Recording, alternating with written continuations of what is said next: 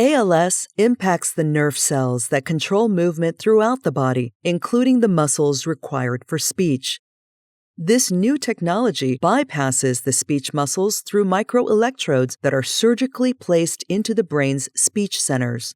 Even though some neurons in the motor cortex are also affected in ALS, these microelectrodes pick up on electrical signals from many individual neurons as the person tries to speak. The electrical signals are then transmitted to a computer, which uses artificial intelligence algorithms to translate the signals into audible voice. This process happens instantaneously, marking a big step towards restoring naturalistic, fluid conversation for patients. Not only does it emulate speech, but it also replicates inflection and tone, even allowing the participant to sing simple musical notes.